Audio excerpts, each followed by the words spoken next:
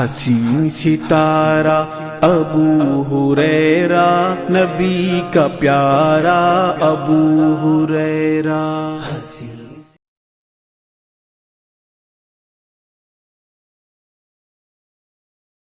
ان الحمد للہ نحمده ونستعینه ونستغفره ونعوذ باللہ من شرور انفسنا ومن سیئات اعمالنا من یهده اللہ فلا مضل له ومن یضلل فلا هادی له واشهد ان لا الہ الا اللہ واشهد ان محمدا عبده ورسوله اما بعد فان خیر الحدیث کتاب اللہ وخیر الہدی ہدی محمد صلی اللہ علیہ وسلم وشر الامور محدثاتها وکل محدثۃ بدعہ وکل بدعۃ ضلالہ وکل ضلالۃ فی النار۔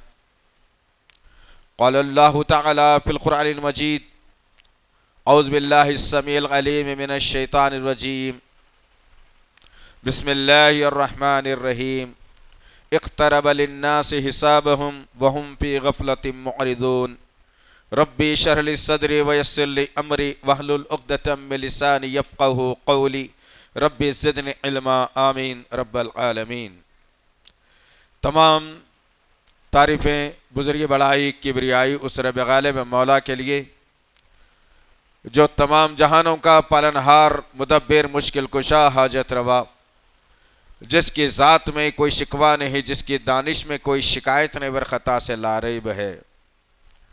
درود و سلام محبت وحی کتاب حکمت کے مالک صاحب تاج والمعراج و براق صلی اللہ علیہ وسلم پر۔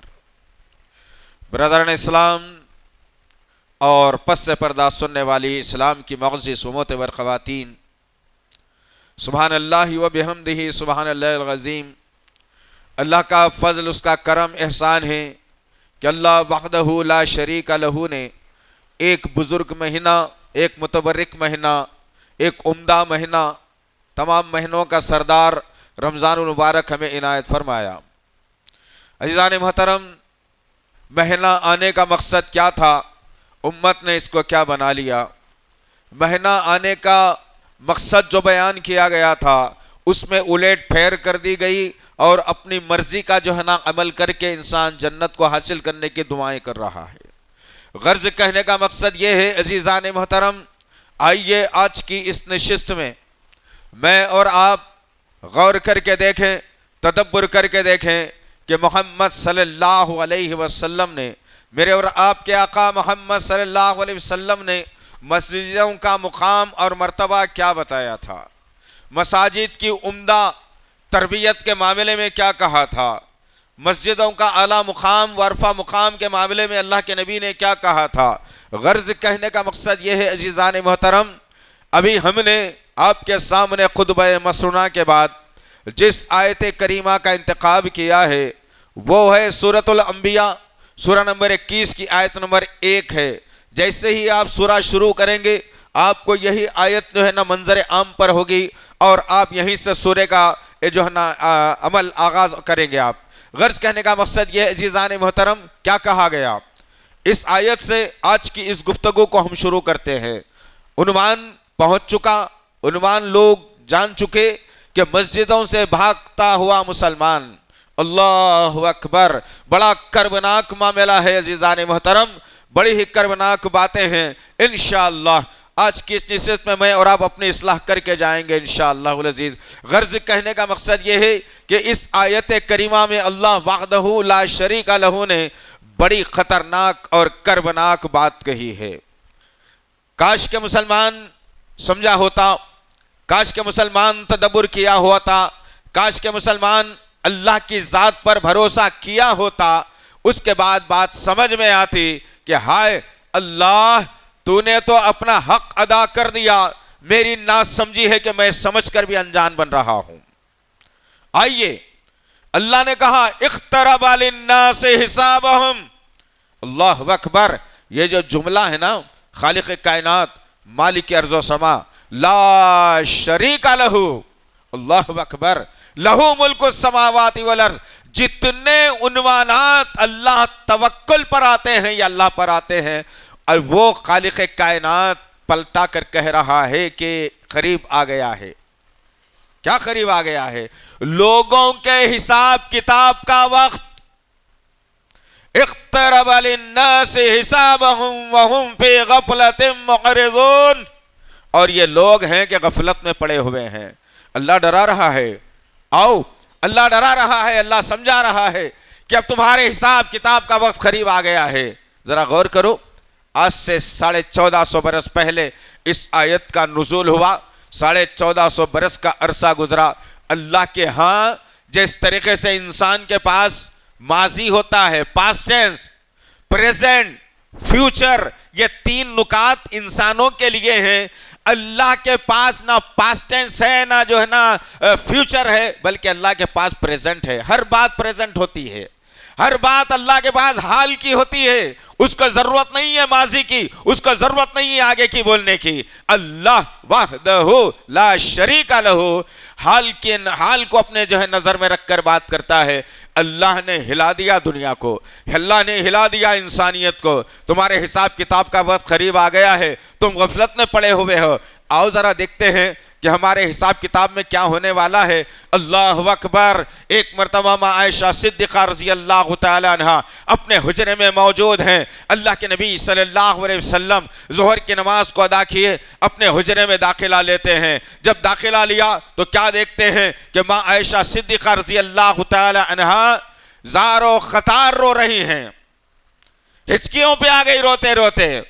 اللہ کے نبی صلی اللہ علیہ وسلم نے ارشاد فرمایا، عائشہ کیا مسئلہ ہے، کیا پریشانی ہے، کیا ہوا تجھے، کوئی تکلیف، کوئی بیماری، رو کیوں رہی ہے؟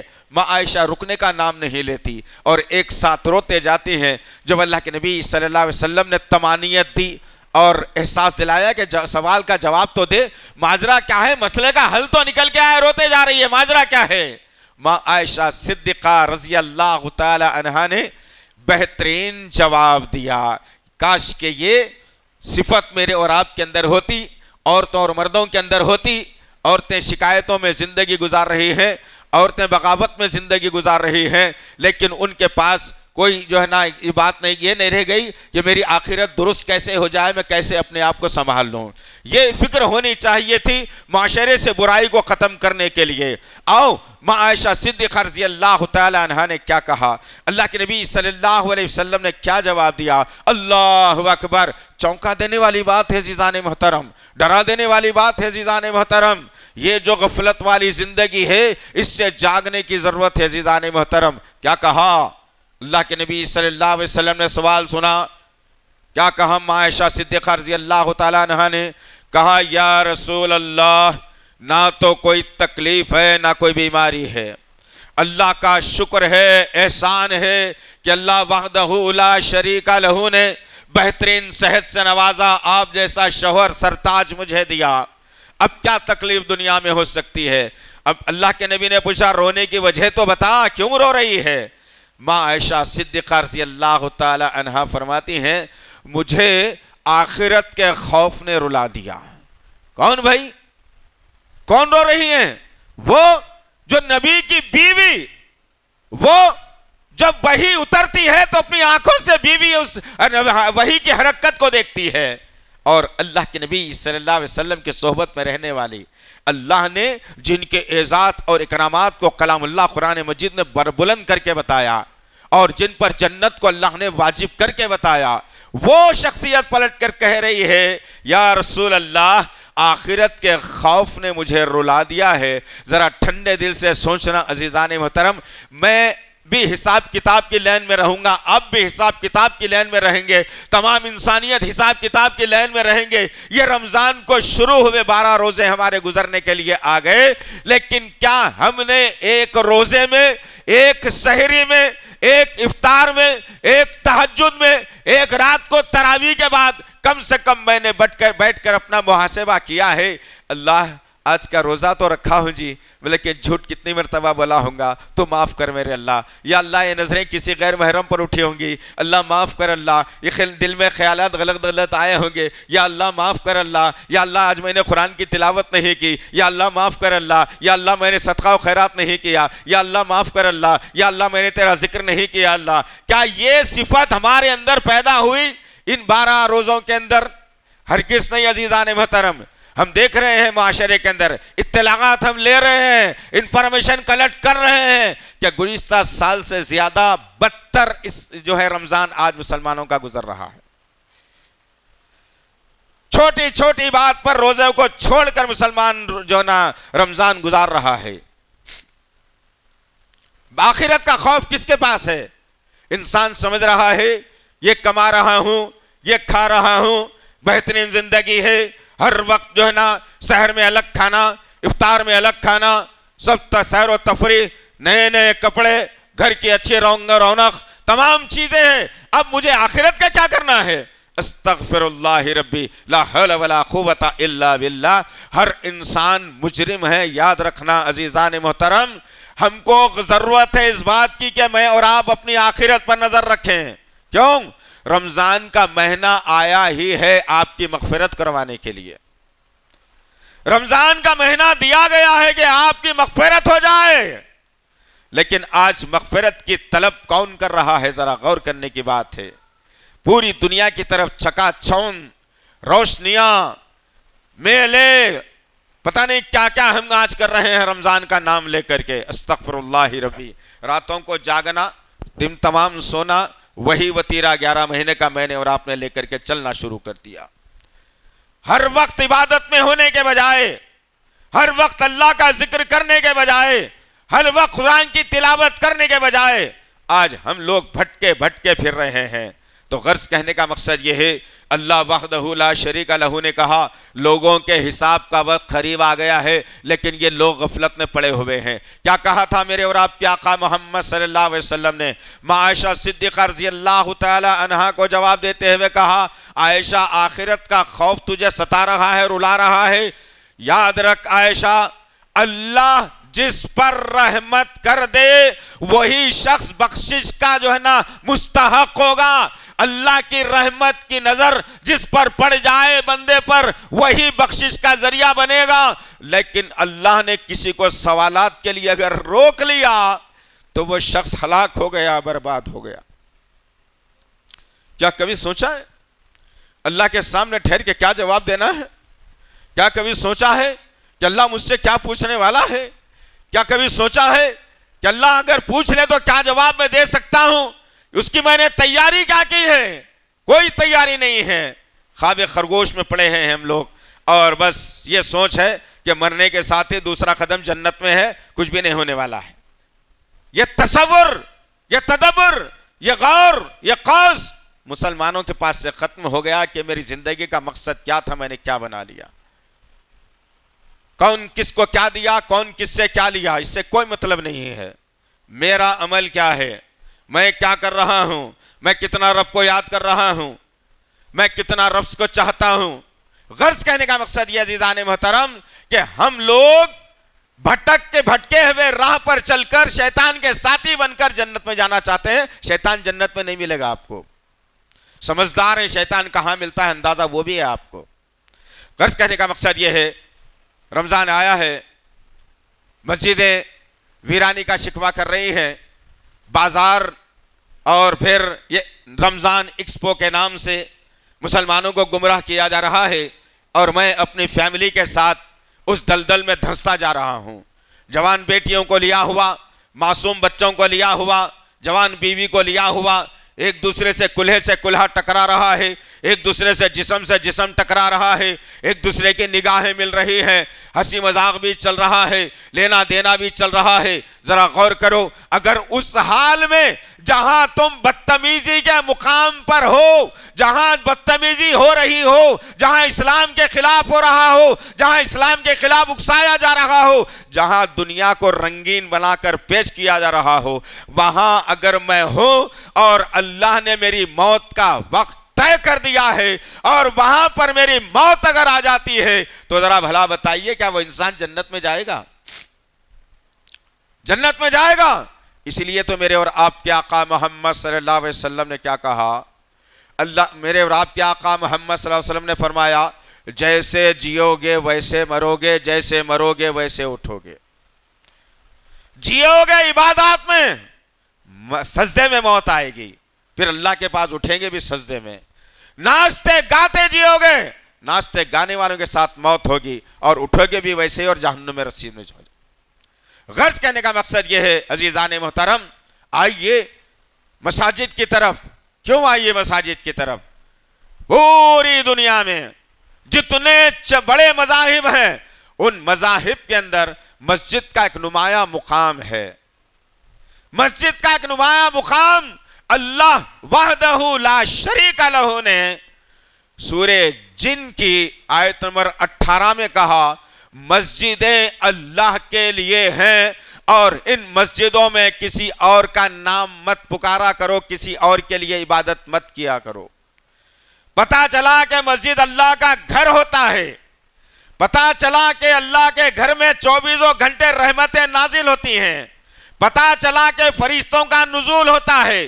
पता चला कि सुकून और इत्मीनान का घर पूरी कायनात में अगर कोई है तो अल्लाह का घर और मस्जिद है। कभी आपको इसका मुशाहिदा अगर करना हो तो थोड़ी देर के लिए तजुर्बा करके देख लेना। मेरा ज़ाती तजुर्बा है, आप भी इस तजुर्बे को लेकर के देखना।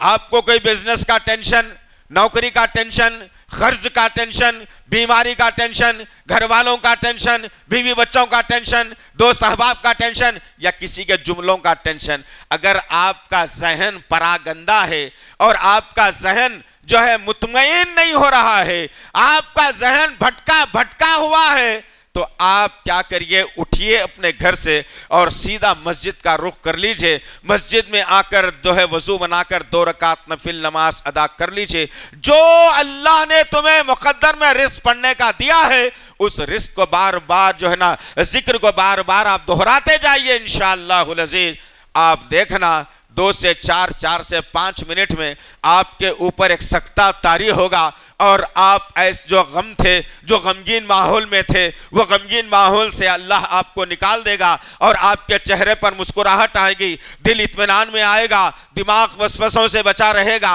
आप सोचेंगे कि हाय अल्लाह, मुझे कोई फिक्र भी लाहक थी क्या? मैं परेशान भी था क्या? मुझे परेशानी हो रही थी? नहीं मेरे अल्लाह, मुझे कोई परेशानी नहीं है। मैं तेरे घर में आ गया हूं और तेरे घर से मैं जो है ना वो फैज़ हासिल करूंगा जो मुझे दुनिया और आखिरत के अंदर काफ़ी हो जाए। ये करिए अज़ीज़ान मोहतरम, ये करिए। मस्जिद का मर्तबा क्या है? मस्जिद वो मुकाम है जहां पर आप आकर जो है फ़र्ज नमाज बाजमात अदा करते हैं। आपको पता है कि घर में अदा की जाने वाली नमाज का दर्जा और मस्जिद में नमाज अदा करने वाली नमाज का दर्जे में ज़मीन आसमान का फ़र्क है। अल्लाह के नबी सल्लल्लाहु अलैहि वसल्लम ने दो है मस्जिद को आने वालों के मुताल्लिक़ बड़ी बेहतरीन खुशखबरियाँ दी है। वह खुशखबरी क्या है? अल्लाह के नबी सल्लल्लाहु अलैहि वसल्लम कहते हैं, एक बंदा नमाज के लिए उठा और फिर वज़ू बना लिया, अपने घर से बाहर निकला, चंद कदम के फासले पर गया और एक बड़ी ठोकर लगी और जैसे ही ठोकर लगना था ज़मीन पर वो बंदा गिरा और आनन फानन उसकी रूह को कब्ज़ कर लिया गया। अल्लाह के नबी सल्लल्लाहु अलैहि वसल्लम ने फरमाया, मस्जिद को जाने की बरकत, फजीलत, रहमत यह है कि अल्लाह ताला उस ठोकर लगकर गिरने वाले शख्स को शहीदों में शुमार करता है। अल्लाहु अकबर। पहले मस्जिदों की अहमियत तो सुन लें, उसके बाद फिर हालात पर जो है नजर डालकर जायजा लिया जाएगा। उसके बाद में और आप अपने गिरेबान में मुंह डालकर सोचें कि कहीं मैं वो वाले में हूं या ये वाले में हूं। गर्ज करने का मकसद ये है, अल्लाह के नबी सल्लल्लाहु अलैहि वसल्लम ने एक और बात कही कि एक बंदा अपने घर से मस्जिद में जमात अदा करने के लिए निकलता है, लेकिन आते आते होता यह है किसी वजह से उसकी वह जमात चले जाती है, ख़त्म हो जाती है।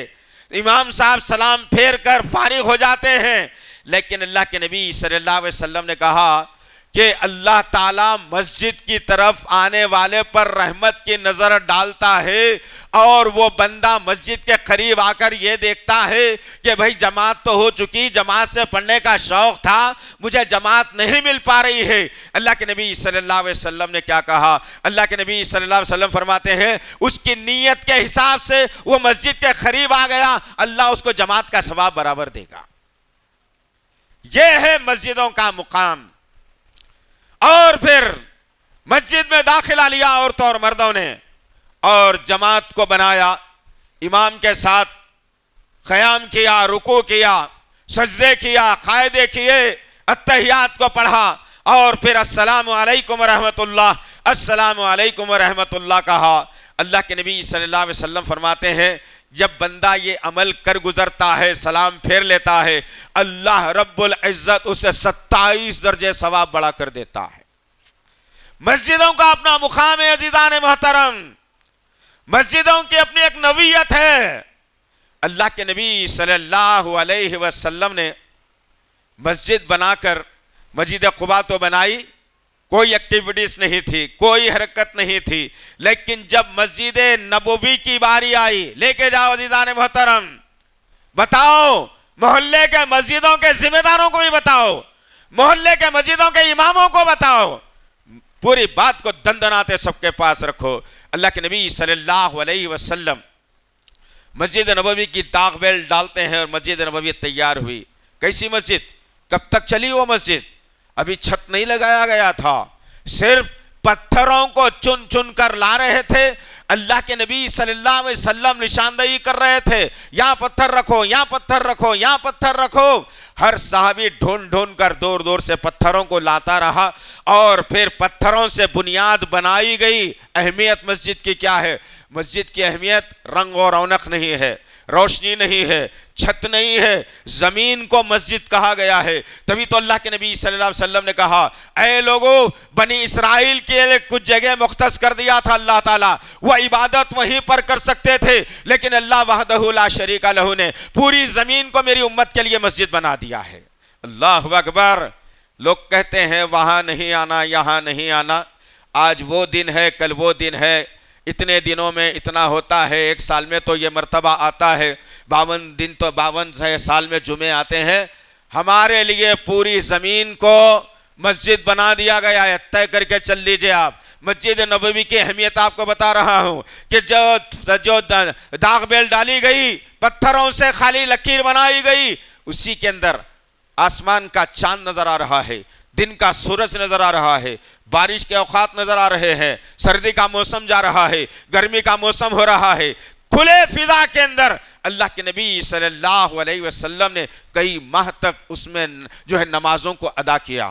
یاد رکھنا عزیزان محترم، یہ ہے مسجد کی اہمیت، جہاں یونٹی ہوتی ہے، اتحاد ہوتا ہے، ہر خاندان، ہر قبیلہ، ہر چہرہ، ہر رنگ، ہر جو ہے نا بو کا آدمی اپنی جگہ پر ہوتا ہے، لیکن جب مسجد میں آ جاتا ہے تو یونائٹڈ میں آ جاتا ہے، یونائٹ میں آ جاتا ہے، اتحاد میں آ جاتا ہے۔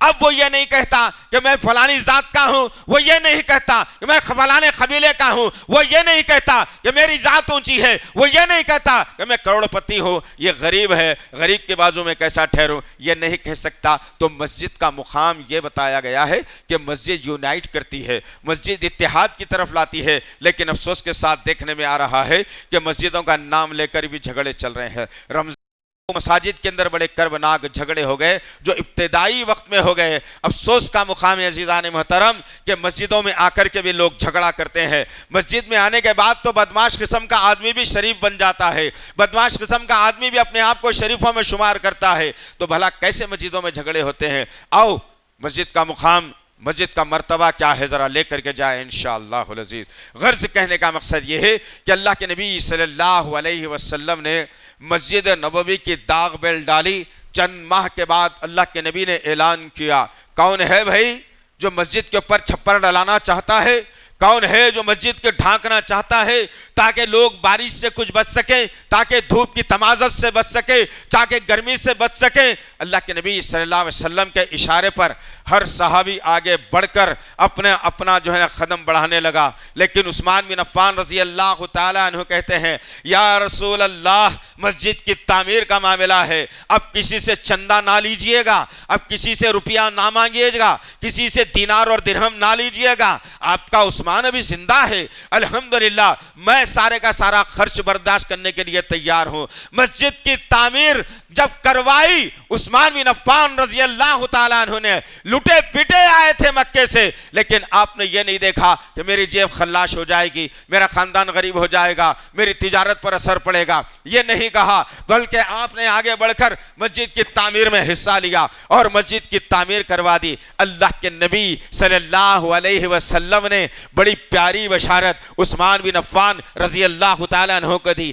اور کہا، اے عثمان، تجھے اندازہ ہے تو کیا کارنامہ انجام دیا ہے؟ تجھے اندازہ ہے تو نے کیا کام کیا ہے؟ تجھ کو اندازہ ہے کہ تو نے اپنے رب کو کیسے راضی کیا ہے؟ عثمان بن عفان رضی اللہ تعالیٰ عنہ دوہرے داماد نے کہا، اللہ اس کا رسول بہتر جانتا ہے، میں نہیں جان سکتا یا رسول اللہ، آپ ہی بتا دیجئے۔ اللہ کے نبی صلی اللہ علیہ وسلم نے کہا کہ اللہ رب العزت تیرے اس عمل سے اتنا خوش ہوا کہ جنت میں تیرا محل تیرا انتظار کر رہا ہے۔ اللہ اکبر۔ عزیزان محترم، مسجدوں کا یہ مقام ہے، مسجدوں کا یہ مقام و مرتبہ ہے۔ آئیے ذرا دیکھتے ہیں مسجد کرتی کیا ہے، مسجد کہتی کیا ہے، مسجد کیوں بلاتی ہے اپنے طرف آخر۔ ہم نے کبھی تدبر نہیں کیا، ہم نے کبھی غور و فکر نہیں کیا، ہم نے کبھی سوچا نہیں۔ آئے 4 رکعت نماز پڑھ لی، السلام علیکم ورحمۃ اللہ، السلام علیکم ورحمۃ اللہ، ایسے بیگانے بن کر مسجد سے نکل جاتے ہیں مسلمان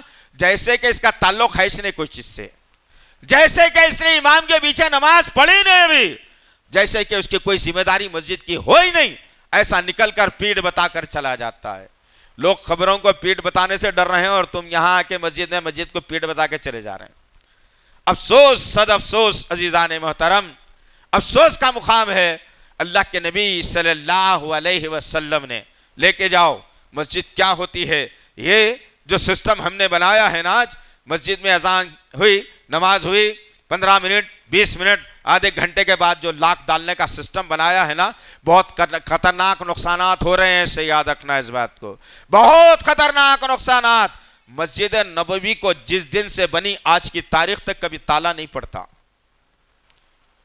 مسجد حرم کو کبھی تالا نہیں پڑتا۔ کیا ہو گیا ہے مسلمانوں؟ اہمیت کو جانو، اجاگر کرو، ایک دوسرے سے شیئر کرو معلومات اور خیالات کو۔ اللہ کے نبی صلی اللہ علیہ وسلم مسجد نبوی کی جب ڈاک بیل ڈالے تو سب سے پہلا کام اللہ کے نبی صلی اللہ علیہ وسلم نے کیا کیا؟ علم کو بانٹنے کا کیا۔ تو پتا چلا کہ مسجد سے علم کو بانٹا جانا چاہیے، علم سکھایا جانا چاہیے، علم کو جو نا پھیلانا چاہیے، علم لوگوں تک دینا چاہیے، اور لوگوں کو چاہیے کہ مساجد سے علم کو حاصل کریں۔ ذرا ٹھنڈے دل سے بولنا بھائی، تنقید نہیں ہے، یہ حقیقت ہے۔ وہ یہ رمضان ہو کے 12-13 دن آج ہمارے ہو گئے، الگ بات ہے۔ کیا کسی فجر میں ہم نے ایک امام کے پیچھے مسجد میں نماز ادا کی اور امام نے بڑے خوبصورت لہن اور آواز میں جو ہے نا قرآن بھی سنا دی، قرآن بھی پڑھا دی، اور پھر بہترین سورہ بھی آپ کو بھی اچھا لگا؟ کیا آپ نے نماز کے بعد اس امام سے سوال کیا کہ مولوی صاحب آج آپ کی جو ہے نا لہن بڑی پیاری تھی، بڑا پیارا آپ نے سورہ پڑھایا ہے، ذرا سورے کا ترجمہ کیا ہے بتا دو؟ پوچھا ہے کبھی؟ آپ کو کیا غرض ہے بھائی؟ کیا غرض ہے؟ قرآن پڑھنے نہیں آتا، قرآن سمجھ میں نہیں آتا، تراویح میں شامل ہو گئے۔ امام صاحب کے بعد اٹھک بیٹھک تو ضرور کر لیے، امام صاحب کون سا سورہ پڑھے، کہاں آگے پیچھے ہوئے، کیا سنائے قرآن میں۔ اس کے بعد مساجد میں انتظام کیا جاتا ہے کہ یہ بھٹکی ہوئی قوم قرآن جو سنا ہے تراویح کے اندر، اس کو بیٹھ کر کے جو ہے نا اس کا خلاصہ سن لے، کم سے کم کیا کہا گیا ہے، نکات تو سن لے کم سے کم۔ لیکن شیطان جو 11 مہینے کا دوست ہے نا، ایسے پیندے میں کانٹے چباتا ہے کہ انسان بیٹھ ہی نہیں پاتا، ایسا بھاگتا ہے نکل کے، جیسے ہی تراویح ختم ہوئے، جیسا کہ اس کو سزا دینے والے ہیں، جیسا کہ اس کو پھانسی کی سزا ہونے والی ہے، جیسا کہ اس کو رات کو بھوکا رکھ کر روزہ رکھایا جانے والا ہے، نکلا اور بھاگا، 2 گھنٹے سڑکوں پر ٹھہر کر زندگی گزارے گا۔ ذرا غور کرو، اقترب للناس حسابهم وهم في غفلة معرضون، حساب کا وقت قریب آ گیا۔ عمر کا کوئی تقاضا نہیں ہے، کوئی پیدا ہوتے مر جاتا، کوئی 2 سال میں مر جاتا، کوئی 50 سال میں مر جاتا، کوئی 60 سال میں مر جاتا، کوئی 200 سال میں مر جاتا۔ بعض قوموں کی عمریں 1000 برس بھی تھی، وہ بھی مری۔ یہی بتا گیا تمہارے حساب کا وقت قریب ہے، جب مر گیا حساب تمہارا شروع ہونے والا ہے۔ غرض کہنے کا مقصد یہ ہے کہ مسجد سے سب سے پہلا کام یہ ہونا ہے کہ تعلیم کو عام کیا جائے۔ مسجد سے جو تعلیم ہوتی ہے وہ پختہ اور پائیدار ہوتی ہے۔ نمبر 2، مسجدوں کا مقام اس لیے بھی زیادہ ہے کہ مسجدیں اتحاد کا مظاہرہ کرتی ہیں۔ نمبر 3 جو بات آتی ہے، مسجد سے امت کی بحالی کے لیے، امت کے جو ہے نا برائیوں کو ختم کرنے کے لیے، امت کے اندر جذبہ اور جنون پیدا کرنے کے لیے کیا آپ کے پاس تجربہ ہے، وہ مسجد سے دیا جانا چاہیے۔ اللہ کے نبی صلی اللہ علیہ وسلم صحابہ کرام کو ریس کراتے تھے، بھگا دوڑ کراتے تھے۔ مسجد نبوی کے سامنے بہت بڑا میدان تھا، وہ میدان کے اندر صحابہ سے کہتے کہ آؤ بھائی آج دوڑ لگاتے ہیں، کون جیتتا ہے دیکھتے ہیں۔ صحابہ کرام لائن میں کھڑے ہوتے اور دوڑ لگائی جاتی۔ کہ نبی صلی اللہ علیہ وسلم دوڑ کا مظاہرہ کرواتے تو مسجد سے کرواتے۔ تیر اندازی اگر کراتے، کسی کو تیر چلانے نہیں آتا تو تیر چلانے کا انداز بتانا ہے تو مسجد نبوی کا اہتمام کیا جاتا۔ اور پھر بیماروں کی تیمارداری اگر کرنا ہو تو مسجد کا استعمال کیا جاتا، غریبوں کی مدد کرنا ہو مسجد کا اہتمام کیا جاتا، لوگوں کو دعوت اگر دینا ہو مسجد میں کیا جاتا، لوگوں کو بلا کر اسلام سمجھانا ہو تو مسجد میں بلا کر سمجھایا جاتا۔ آج یہ سارے نکات میرے اور آپ کے ختم ہوتے نظر آ رہے ہیں۔ مسلمان کہاں ملتا بھائی؟ بازار میں بھائی۔ اس وقت دکان کھلی ہوں گی، دیکھو بیٹھے ہوں گے، انہیں مل جاتے، جاؤ، پتہ یہی ہے ہمارے پاس۔ آؤ ذرا ایک صحابی کا واقعہ دیکھتے ہیں۔ ایک صحابی کو اللہ کے نبی صلی اللہ علیہ وسلم نے کس رتبے سے نوازا تھا، کس تخلص سے نوازا تھا۔ کہا ساتھیوں، صحابہ اکرام کہتے ہیں بتائیے یا رسول اللہ، یہ میرا ہے نا پھپھیرا بھائی عبداللہ بن زبیر رضی اللہ تعالیٰ عنہ، نبی کے پھپھیرے بھائی کا نام تھا۔ اللہ کے نبی صلی اللہ علیہ وسلم فرماتے ہیں یہ میرا پھپھیرا بھائی ہے نا عبداللہ بن زبیر، بتائے اس کے بارے میں۔ لوگوں نے کہا یا رسول اللہ بتائیے۔ تو اللہ کے نبی نے کیا کہا؟ اللہ اکبر، بشارت دی اور کہا یہ میرے نوجوانوں میں آتا تو بہتر ہوتا، یہ صفت میرے نوجوانوں میں آتی تو بہتر ہوتی۔ نفسانی خواہشات کی غلامی میں ہم سب یہاں سے وہاں تک۔ میرے کو یہ سمجھ میں آیا، میں یہ کرتا ہوں بھائی اسلام بولا ہوں گا، میں کیا کروں؟ استغفر اللہ، اس لیے تباہی کے دہانے پہ آ گیا۔ غرض کہنے کا مقصد یہ ہے کہ عبداللہ بن زبیر رضی اللہ تعالی عنہ کو اللہ کے نبی نے ایک لقب سے پکارا اور کہا یہ میرا پھپھیرا بھائی مسجد کا کبوتر ہے، یہ مسجد کا کبوتر ہے، یہ مسجد سے اڑتا ہے تو مسجد میں ہی آ جاتا ہے۔ کبوتر کو کبھی دیکھا ہے؟ مسجد کی مینار سے اڑا تو کہاں گیا؟ پھر مسجد پہ آ کے بیٹھ گیا۔ تو غرض کہنے کا مقصد یہ ہے عزیزان محترم کہ ہم مسجد کے کبوتر بننا ہے۔ اور پھر یہ بھی آتا ہے عبداللہ بن زبیر رضی اللہ تعالیٰ عنہ کے بارے میں کہ اگر کوئی آدمی نیا آتا اور عبداللہ بن زبیر رضی اللہ تعالیٰ عنہ کے بارے میں پتہ پوچھتا کہ لوگوں بتاؤ عبداللہ بن زبیر کہاں ملے گا اس وقت میں، تو لوگ یہ نہیں کہتے کہ ڈرائنگ روم میں ملے گا، فلانی تجارت میں ملے گا، فلانے بازار میں ملے گا، فلانے کنویں کے پاس ملے گا، فلانے ریگستان میں ملے گا۔ کوئی نہیں کہتا، ہمیشہ ان کے بارے میں یہ بات آئی ہے جو کوئی آدمی آ کے ان کا پتہ پوچھتا تو ہر آدمی یہی جواب دیتا، ارے کیا پوچھ رہے ہیں بھائی، جاؤ مسجد میں مل جاتے انہوں، جاؤ مسجد میں مل جاتے انہوں۔ اللہ اکبر، یہ صفت ہمارے اندر ہے آج؟ کیا یہ صفت ہمارے اندر ہے؟ کہاں ملے گا بچہ؟ فلانی ہوٹل میں ملے گا، دیکھو بھائی یہ ٹائم تو ان کا وہیں بیٹھنے کا ہے، 2 گھنٹے گزارتے انہوں آ کے۔ یہ پان کا ڈبے پہ ملے گا بھائی، یہ نیٹ کیفے میں ملے گا بھائی، وہ چوراہے نکڑ پر ملے گا بھائی، وہ فلانے دوست کے گھر کے پاس ملے گا بھائی۔ ہمارے ایڈریس اتنے کربناک خطرناک ہیں کہ آج ہم لوگ جو ہے رمضان کے مہینے میں بھی مسجدوں میں وقت گزارنا گوارا نہیں کر رہے۔ کیوں بھاگ رہے ہیں؟ جبکہ میرے اور آپ کے آقا محمد صلی اللہ علیہ وسلم کے بارے میں آیا، عائشہ صدیقہ رضی اللہ تعالیٰ عنہ فرماتی ہیں کہ اللہ کے نبی صلی اللہ علیہ وسلم رمضان کے مہینے میں اکثر جو ہے مسجد میں ہی گزارا کرتے تھے، مسجد میں نظر آتے تھے، مسجد میں بیٹھے ہوتے تھے، مسجد میں لیٹے ہوتے تھے۔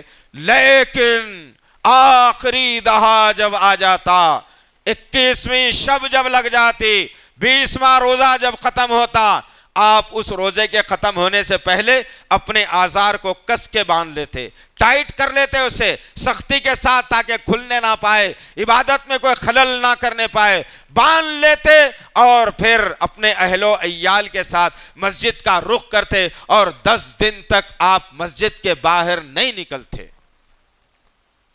آپ کون سے نبی کو مانتے ہیں بھائی؟ ہمارا تو ایمان ہے ہمارے نبی کا نام محمد بن عبداللہ محمد رسول اللہ ہے، رحمت العالمین ہے، شفیع المذنبین ہے، مالک حوض کوثر ہے۔ میرے نبی تو یہ ہیں، اب جو نبی کے خلاف کرے اس کا کوئی اور نبی اس نے تراش لیا ہے، کوئی اور نبی کی طرف اس کا ایمان ہے۔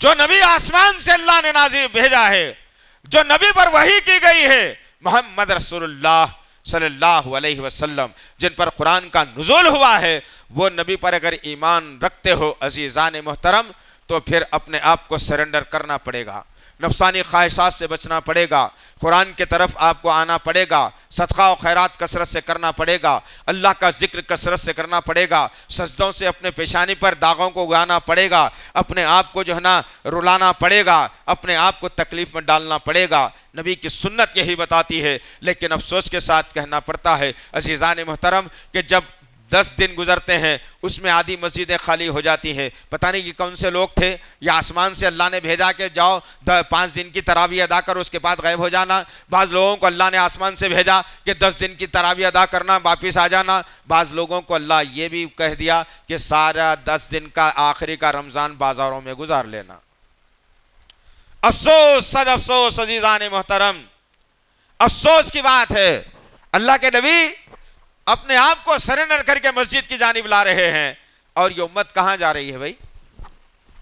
ہے ہمت نبی کا ساتھ دینے کی، ہے ہمت نبی کے سنتوں پر عمل کرنے کی، ہے ہمت مخالفین کا جواب دینے کی، ہے ہمت جو کارنامے رمضان کا نام لے کر کیے جا رہے ہیں اس کے خلاف احتجاج کرنے کی، ہے ہمت کر سکتے ہو؟ ہرگز نہیں عزیزان محترم۔ یہ جو ایکسپو کے نام سے یہ نماز، یہ رمضان نمائش، یہ رمضان ایکسپو، یہ عورتوں اور مردوں کا خلط ملط، یہ گانوں کا لگانا، یہ میوزکوں کا چلنا، یہ شادی خانوں کی سجاوٹ، یہ دکانوں کی سجاوٹ، یہ کھانوں کی دکانیں، یہ افطار کے بعد رات بھر تک کھاتے پھرنا، یہ جہنمیوں کی علامت ہے، جنتیوں کی نہیں ہو سکتی۔ کرو مخالفت۔ یہاں بیٹھنے والے ہر نوجوان کے پاس فون ضرور ہے، اینڈرائڈ فون ہے، بزنس کچھ نہیں ہے، 30,000 روپے کا فون ہے، بزنس کچھ نہیں ہے، 50,000 کا فون ہے، بزنس کچھ نہیں ہے، 4 کیمرے والا فون ہے۔ ارے اس کا استعمال بھی تو کرو نا، اس کا استعمال بھی تو کرو۔ ہر فون کے اندر انسٹاگرام ملے گا، ہر فون کے اندر فیس بک ملے گا، ہر فون کے اندر واٹس ایپ ملے گا، پتہ نہیں کیا کیا نکل گیا آج کل، سب کچھ ملے گا۔ کم سے کم روز ایک پوسٹ اپنے فیس بک آئی ڈی سے ڈالنے کی ذمہ داری لو کہ یہ جو شادی خانوں میں تم یہ رنگ رلیاں کر رہے ہو نا بیٹے، تم بھی جہنم میں جائیں گے، جتنے آنے والے ہیں سب جہنم میں جانے والے ہیں۔ ڈالو ایک پوسٹ روز، کر سکتے ہو؟ ہیبت ہو جائے گی۔ اللہ کہے گی دوسرا ہی بات بول رہے ہیں مولوی صاحب، اب یہ اب تک تو مسجدوں کی اچھی بول رہے تھے، وہ تو اچھا تھا، مگر اب یہ کیا ذمہ داری ہے بھائی؟ ہم کہیں کو کرنا، ہمارے سے ہوتا کیا یہ؟ تیر و تلوار تم نہ اٹھاؤ کس لیے کر رہے ہو یہ زحمت، تیر و تلوار تم نہ اٹھاؤ کس لیے کر رہے ہو یہ زحمت، ارے جانتا ہوں تمہاری کلائی بوجھ اٹھانے کے قابل نہیں ہے۔ نڈھال قوم، کمزور قوم، ایک دوسرے سے لڑنے والی قوم، ایک دوسرے کو بدنام کرنے والی قوم، ایک دوسرے پر ہتھیار اٹھانے والی قوم، بھلا کیا دشمن کا مقابلہ کر سکتی ہے؟ تمہاری حیثیت میں نہیں ہے۔ آج بھی اگر تم کرنا چاہتے ہو تو پھر اٹھنا پڑے گا، اللہ کو راضی کرنا چاہتے ہو اٹھنا پڑے گا، دشمن کا منہ توڑ جواب دینا پڑے گا، مصیبتوں کو جھیلنا پڑے گا، بھوک اور پیاس کو برداشت کرنا پڑے گا، تب جا کر کے جنت مل سکتی ہے۔ کدھر زندگیاں ہیں؟ جاؤ اپنی فیملیوں کے پاس، کہہ دو آج ہی سے یہ 10 دن 15 دن جو بھی بچے ہیں کوئی باہر نہیں نکلے گا۔ بچوں سے کہہ دینا بیٹا کیا ہونا ہے، ہریش کھانا چاہتے ہو گھر پر لا کے دے دوں گا، کپڑے چاہتے ہو گھر پر لا کے دے دوں گا، لیکن میری انگلی پکڑ کر تم بازار میں نہیں گھومو گے۔ جوان بیٹیوں سے کہہ دینا رمضان اچھے کپڑے پہننے کا نام نہیں ہے، رمضان اچھے اعمال کرنے کا نام ہے۔ ہم نے اعمال کو چھوڑ دیا، کپڑوں کو لے لیا، ہم نے اعمال کو چھوڑ دیا، اچھے کپڑوں کو لے لیا، اور تصور یہ کر لیا کہ اسی کے ذریعے سے میرا رمضان ہے۔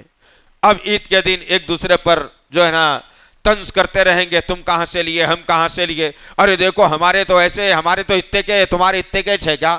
استغفر اللہ ربی لا حول ولا قوت الا باللہ۔ اللہ نے مسجدوں میں رحمت رکھی ہے، اللہ نے مسجدوں میں دعا کی جگہ رکھی ہے، اللہ نے مسجدوں میں ذکر و اذکار کی قبولیت کا ذریعہ بنایا ہے۔ یہ اچھے مقام کو چھوڑ کر ہم کہاں جا رہے ہیں عزیزان محترم؟ کدھر جا رہے ہیں ذرا بتائیے تو صحیح نا؟ کہ اللہ کے نبی صلی اللہ علیہ وسلم کو مانتے ہیں، ہاں۔ اللہ کے نبی صلی اللہ علیہ وسلم کو چاہتے ہیں، ہاں۔ اللہ کے نبی صلی اللہ علیہ وسلم کو کتنا مانتے ہیں؟ 100% مانتے ہیں۔ اللہ کے نبی صلی اللہ علیہ وسلم کی ہر سنت پر محبت کرتے ہیں، ہاں۔ چلو ایک سنت پر عمل کر کے دیکھ لیتے ہیں، پوری نہیں، ایک سنت پر عمل کر لو، سب سنتیں خود بخود ہی آئیں گے انشاءاللہ۔ وہ سنت یہ ہے کہ ایک واقعہ آپ ایسا بتانا کہ اللہ کے نبی صلی اللہ علیہ وسلم کسی نکڑ پر، کسی چبوترے پر، کسی چوراہے پر کچھ لوگوں کے سامنے کھڑے ہو کر بیکار کی گفتگو کر رہے تھے، کہ نعوذ باللہ من ذالک، یاذ باللہ، نہیں بتا سکتے۔ نبی کی سنت ہے، یا تو آپ گھر میں ہوا کرتے اپنے اہل خانہ کے ساتھ، یا تو مسجد میں ہوا کرتے۔ آج کیا ہے ہمارا معاملہ؟ بور ہو رہی بھائی ذرا طبیعت، آج کیا بات ہے کہ کیا ہے کہ طبیعت ذرا اچھی نہیں دکھ رہی، چلو گاڑی نکالو، کسی بھی دیوانے کو فون کر لیتے، چلو بھائی چلو نکلیں گے۔ بھائی بازار دیکھنے نہیں جا رہا ہوں، ذرا طبیعت بور ہو رہی تو جا رہا ہوں، وہ جنگل میں جنگل ہے، شیر بکریاں بھیڑ ہے وہاں پہ، جا دیکھنے جا رہا سو، ہاں؟ تعویلیں نکالتا اور گھوم گھوم کے ان کو دیکھ لے گا، ذرا آنکھوں کی ٹھنڈک ہو جاتی، کانوں کی ٹھنڈک ہو جاتی، ذرا زبان کا چٹکارا پن ختم ہو جاتا، ذرا پیٹ میں کچھ پڑ جاتا، ہلو نکل کے کر کے جو ہے نا رات میں آتا اور لڑک کے سو جاتا ہوگا، جو ختم۔ یہ ہے سنت، یہ ہے نبی سے محبت، یہ کرتے ہیں آپ نبی سے محبت؟ ہرگز نہیں عزیزان محترم۔ آئیے اسلام کی طرف۔ رمضان بہت تیزی کے ساتھ گزر رہا ہے، حالات دنیا سے لے کر ملک تک بدل رہے ہیں، پتہ نہیں کب کیا ہو اس دنیا کے اندر۔ دنیا کو بارود کے ڈھیر پر لا کر کھڑا کر دیا گیا ہے، کسی بھی وقت چنگاری بھڑک سکتی ہے اور یہ دنیا جل کر خاکستر ہو سکتی ہے۔ اس سے پہلے بہتر ہے کہ میں اپنے رب کو راضی کرنے کی طرف آ جاؤں، مسجدوں میں وقت گزارنے کی طرف آ جاؤں، مسجد میں وقت زیادہ سے زیادہ دینے کی طرف آ جاؤں، ایک دوسرے کو اچھی نصیحت کرنے کی طرف آ جاؤں، قرآن کو سیکھنے سکھانے کی طرف آ جاؤں، صدقہ خیرات کی طرف آ جاؤں، نبی پر درود بھیجنے کی طرف آ جاؤں، اللہ کا ذکر کثرت سے کرنے کی طرف آ جاؤں، اپنے رب کو منوانے کی طرف آ جاؤں۔ جب بھی وقت ملے اپنے محلے کی کسی مسجد میں جانا اور ذکر و اذکار کر کے جو ہے نا اللہ سے جو ہے نا مغفرت کا پروانہ لینا۔ اللہ سے دعا ہے کہ اللہ وحدہ لا شریک لہ، جو کچھ بھی کہا گیا ہے کہنے والے کو سننے والوں کو صحیح طور پر عمل کرنے کی توفیق عنایت فرمائے، آمین یا رب العالمین۔ مزید علماء اور مقررین کے بیانات سننے کے لیے ہمارے YouTube چینل کو سبسکرائب کیجیے۔ جزاک اللہ۔